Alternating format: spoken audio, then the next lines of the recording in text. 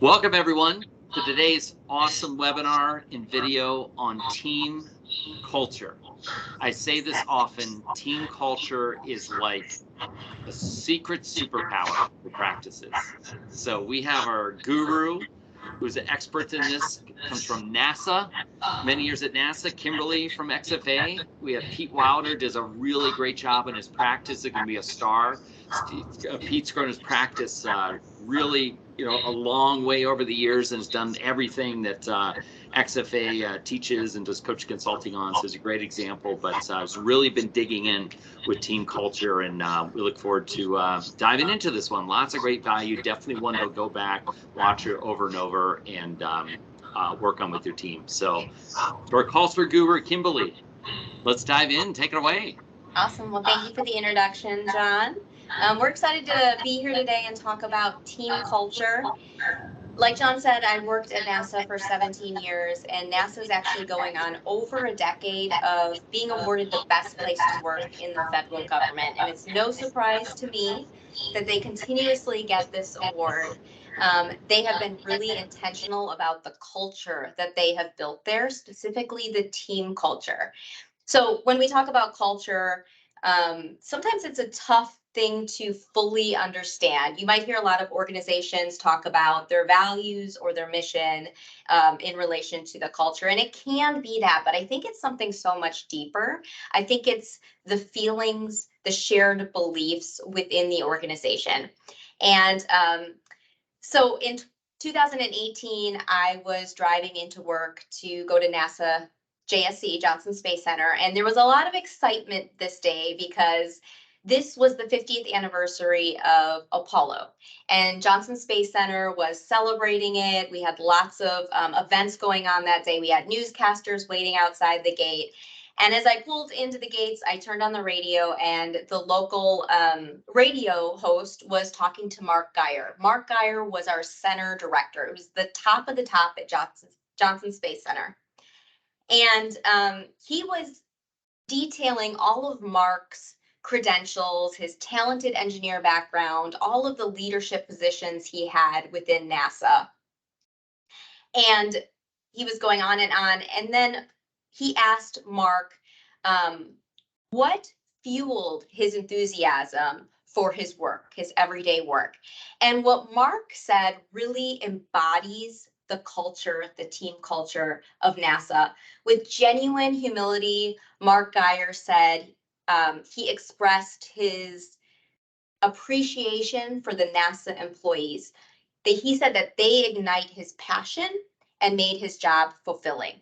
So Mark could have gone on and on about all that he's accomplished and all that he was going to take NASA to accomplish. But instead, he attributed all of his accomplishments and his successful leadership to the employees, their exceptional dedication and their exceptional abilities. And Mark was not the first leader at NASA to do this. This is a very common thing. For years and years prior to this, NASA leaders always would say that they worked with the best and the brightest. They knew that the accomplishments of the mission always had to do with the accomplishments of the individual team members and employees. So as we talk about strong team culture today, that's the first point I want to make, is having this mutual respect, understanding the greatness and the accomplishments of your employees. And when you give them that respect, they feed back that respect to the organization and to the leader. So Pete and I have been working together for a couple of months now on the EPG culture.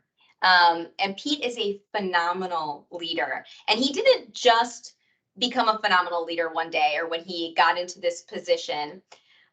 Pete actually has an exceptional story, an awesome story that he's going to share with us in just a bit here. But Pete understands deep mutual respect and shared purpose. So Pete, can you tell us a little bit about your background at West Point and the Army and what all those experiences did to create the leader that you are today? Well, sure. Thank you, Kimberly, for having me today. I appreciate it. So yeah, I went to West Point, graduated in '82, and spent 10 years in the military, 8 of them in Germany. Had 2 company-sized commands that's typically 100, 110, 120. I went to Desert Storm. There were 175 with that unit. And I was 27, 30. And I, was responsible, especially in the desert, for, combat and those folks. And, it's a real, leadership is a real responsibility to the people. Yes, there's a mission. And we had a little phrase, mission first, people always. And I think that, has helped shape my, my leadership philosophy. Although my leadership styles have morphed over time, I got out of the military, spent 10 years in corporate America, everything from startups to being part of Schlumberger, which is 83,000 people. So I've seen, all sides of that. But you're right, it is people, it's communication, and culture is not a bunch of, as you were saying, not a bunch of these little, kitschy phrases, but it's actually living those kitschy phrases, right? Yes. And that's, and you have to be intentional as a leader to exemplify, that what you're trying to accomplish in shaping the organization that you want to lead. So Yes, definitely. You have to be intentional. So when you and I started talking about culture, you told me that one of your values is family. And I Yes. asked you what you meant by that. You said connection, caring, being there for each other, which is an amazing thing. And not only was it a value you had written out, but you have been incredibly intentional about building that into your culture. So about a month or so ago, we did an employee engagement survey for all the employees of EPG. And when that came back, there was a consistent theme of that connection with the team that EPG had. So they said that they felt a very strong sense of care from not only the leaders, but from team members. And on top of that, they said that their coworkers were helpful and dedicated. So those are truly important aspects to strong team culture, that connection. So can you tell us a little bit about your approaches to building that connection within EPG? yeah, there's one other, I think, very important phrase that we use. We're looking for teammates, not roommates. And so a lot of our systems are built around everybody working off the same page, as I've said to many of the advisors who are, by the way, our practice is about 20 total people. We've got 10, soon to be 11. We had somebody pass the Series 7 this weekend. But what I've said to everybody is, you have the right, I don't care where you are in this organization, you have the right to call anybody else and they need to provide you support. Okay, that is a requirement of this organization. So somebody can call me and say, I'm having a problem. My job is to either support them directly or find them the resource to support them. Where it's gotten us quite, is at our client service. Some people, get overwhelmed and other people have more time, and they independently of the management help each other. And that has made me so proud of them. Okay. And so it's constantly saying that, though, repeating it, calling people out when they do the right thing, making an example of them. That is really what you need to do as a leader. Okay. To stress and reinforce the kinds of behaviors and the kind of organization that you want to build. I hope that answers your question. Yes, absolutely. So I actually was in one of your team meetings today, and one of the things I noticed by 3 different EPG employees is when somebody started to say something about a task that they were doing that maybe they had questions about or whatnot. 3 different people from different instances popped in and said, I can help you with that, or let me take that over for you, or let me do this. It's not only a value you have on paper and that you've taught, but you can see it living throughout your firm. So that was really awesome to see this morning. So another really important point of a strong team culture is communication. Many companies, however, struggle in this area of communication. Can you share with us maybe some of the challenges you've had and how you've overcome them, especially as you've grown? Pete, you're on mute. I muted you real quick. There was just some feedback. All right. Thanks. All right. Sorry. Okay. And our culture survey that you did, brought up some challenges, and let me go back a second. And so every year I do a SWOT, okay, strengths, weaknesses, opportunities, and threats. And one of my biggest threats is how do I maintain this culture in an expanding practice, right? And we have people who live now in San Antonio. They live up in Michigan, Indianapolis. We operate 6 offices across 2 states. And so how do you keep that communication going and keep that family feel, all right, across a very wide, technologically enabled, but nonetheless not, we're not meeting people in the office and we're not getting together all the time. So communication is absolutely key, and we saw some opportunities in the survey we did.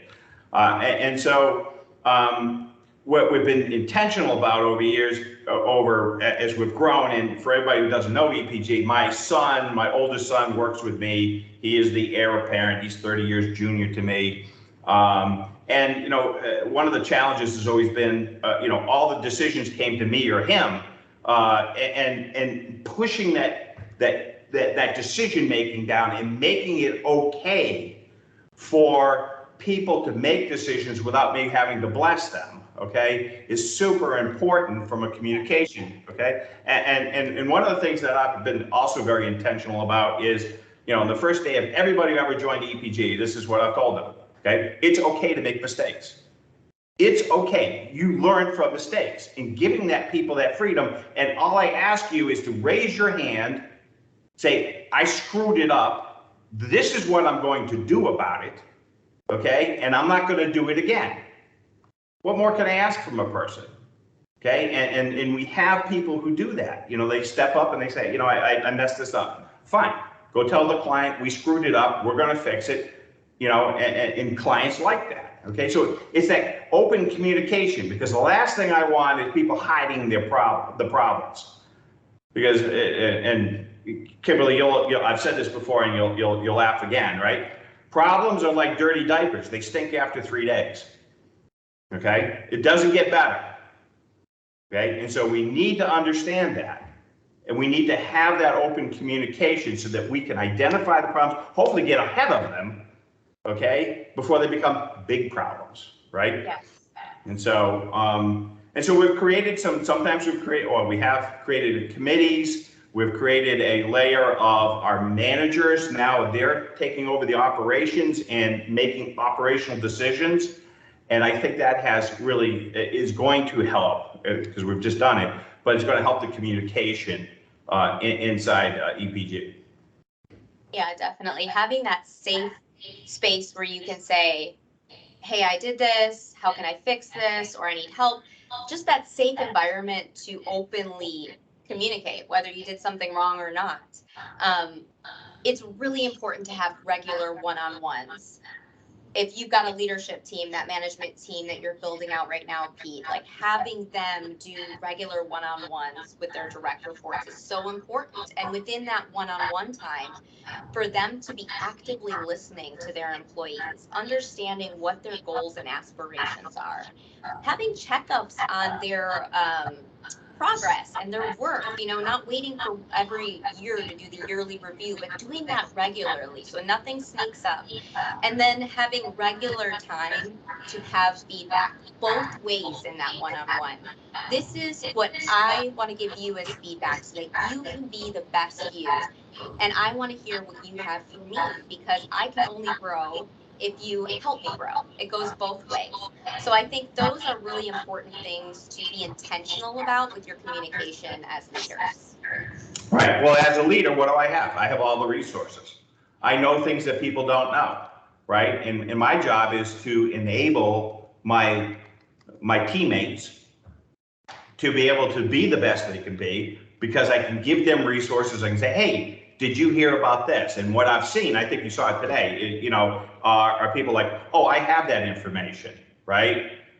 We have somebody just qualified for the military financial advisor, okay? That's our go-to person now. Anything that comes up with government service or comes up, she's your resource. And again, going back to this, she has a responsibility, because she has that knowledge, to spread it around and be available to other people when they come up against that, right? And that makes us efficient, okay? So there's a business reason for that, but it's also a personal reason, that people feel like, oh, I don't have to know everything. I have a resource I can use. And that just enables that even more, right? Yes. Yeah, you've really done a phenomenal job with your team. As we wrap up, Pete, is there any other advice you want to give to the audience on building a strong team culture?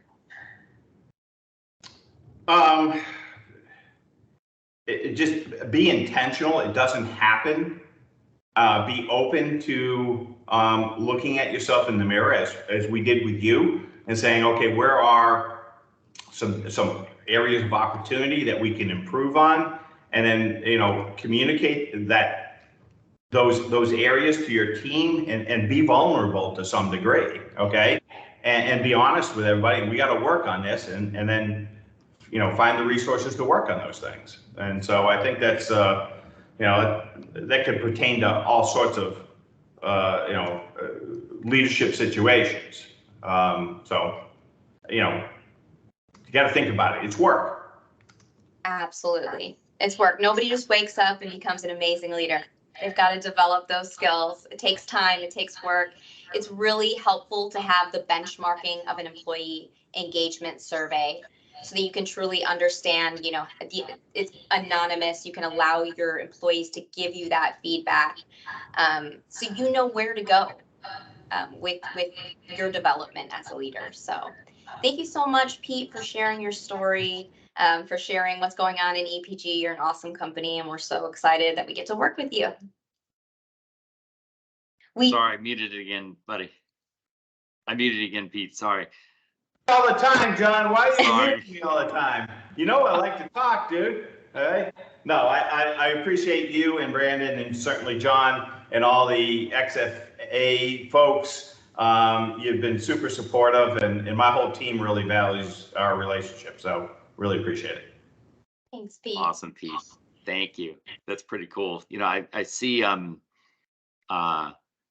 Dave Wilson's on here. Might if he can jump on camera, might throw a quick just question out to him. One thing I'll point out that was very clear. You heard Pete, very intentional with the meetings too. There's a structure, there's regular meetings, regular interactions with the team members. And I think not only the living part, but a lot of times we get asked, well, what are others doing out there? What are they doing for regular team meetings and things like that? I would say you heard multiple sites, people in different locations.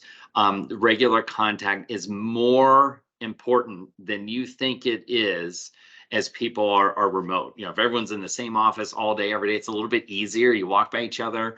It's a little bit simpler, but I would just say do more than you think you should, like Pete's doing for others that are external. What I was going to ask to Dave real quick, if I see your mobile, Dave's doing some cool fun things with the team, which I think is really neat. David, you'll be willing to share quick just some of the get-togethers that you all are doing as a team, like outside of your normal business meetings, some of the fun things that like up at the lake? Yeah, Susie, my CEO, she's doing organize some operations side of things. They have a couple of events. We try to do one a quarter with them. So, something that they can enjoy, whether it's a lunch or something to treat themselves. So the operations team gets together and has their quarterly thing. We'll try to do a happy hour, which is pretty easy to do and get people together for. And sometimes a wholesaler jumps in, right, to help out, but a wholesaler as well. We do some stuff for the Christmas time. We have a nice dinner planned already where we do some Secret Santa gift exchange up to that point. So that's kind of fun for the group there. And then in the summertime, I bring everyone out to our lake and we do a summer splash, and they bring the kids and just have a good time out there together where I show off my barbecuing skills, right, and slay the brisket, and then they all bring some sides and try to get their meat sweats on out there. So it's been that's been a fun thing, and they look forward to it again. So they've been asking for me for the dates right now. I'm trying to confirm it with my wife. So Nice, nice. So thanks for letting us throw you on the spot. I think the balance of, really strategic plan, business time with the team, more interaction than you think you could, and coupling that with some fun things, it helps. I mean, it's that relationship building between humans that occurs when you can just get out of the office, have lunch, have a happy hour, do something totally different with the team. It does help. It does help quite a bit. So consider those as all of you just look inward and look at getting better at the culture, your team culture. And, as Pete and Kimberly said, it's nice to have some kind of barometer and some kind of, assessment to give to the team. So, for those of you that are on live, stay on at the end. We've got a special resource that we're going to provide everyone that's able to be on live. And we know, the vast majority of people listen to the replays, but for those of you that are on live, we'll provide a little bit at the end. But it's great to hear the perspective of, large, best place to work organizations like NASA. I mean, there's really some great stuff there, Kimberly, applying it to, practices. And look, I mean, you're hearing from large practices like Pete's and Dave's. And if you have, only one other team member or two team members, the more people that you add, the more complex this gets and the more The important harder it is. gets. So Absolutely. yeah. Start it small, start it now. Yeah, go ahead, Dave. Yeah, you've also got like things that just bring people together. We do Friendsgiving as well during Thanksgiving time. I'm sure many of you have heard that term, but everyone brings a dish. We get together, and the team loves coming together and doing Friendsgiving.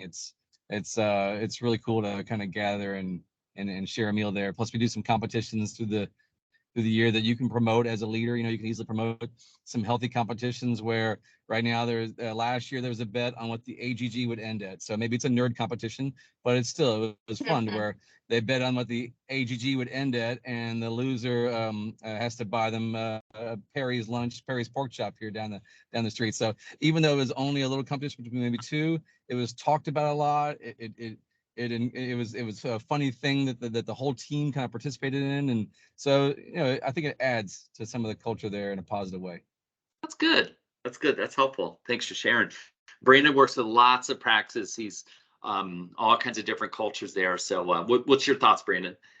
Yeah, my takeaway or one thing I'd like to share with folks is something I learned a long time ago. So for those of you live or catching the replay, if you remember Don Froud from a decade ago, who was on the executive leadership team at Ameriprise, I got to sit down with him and he gave me one tip, one rule to building a great culture on my team. And I believed this, I lived it, and it allowed me to take on new teams and build culture really quickly. And the simple rule was, if it goes really well, they did it. If it goes okay, we did it. And if it goes poorly, I did it. And I lived that with my team. If something didn't go right, I would say, hey, that's on me. Maybe I didn't give you the right direction, or I haven't given you the training or the insight to get there. And if it goes really well, one of my phrases was, look, man, it's the magician, not the wand. I just gave you the wand, you made it happen. And constantly saying, if it goes really well, it's because you guys did it. It echoes exactly what Pete said. Mission first, people always. And so that little rule is something that really helped me when I was leading teams. Awesome. That's great. Well, let's hear any final thoughts from our guru, Kimberly. We'll close down. And again, if you're on live, just stay on once we end the main part of the recording, and we'll pass on some resources to you. Yeah, team culture takes time, but start where you're at today. Most of the people on here, practices are smaller, and that is the time to start. And just be intentional. Your culture is going to be what you naturally are as a leader and as a person, for good or for bad. So really be intentional about the culture that you want to build within your team and start it today, because sometimes it takes chipping away for it to really get from good to great. It's a great insight. A lot easier to start smaller than if there's 100 people around there. Absolutely. Looking to build big. So thanks everyone for being on. It's always fun doing these, always fun hearing from our great guests. So thank you, Pete, for sharing so much knowledge there. Thank you, Dave, for chiming in on some things, especially on the fly while you're driving. That was pretty cool. But we had lots of great things to cover here. For those of you who want to dig more into this, just reach out to your Activate coach or bring it up upcoming session. For some reason, we're not working with you, let us know. We've got lots of different levels of engagement. We'd love to help you with this growth, all the great things that your wonderful practice is capable of to be extraordinary. Take care, everyone. We'll talk to you soon.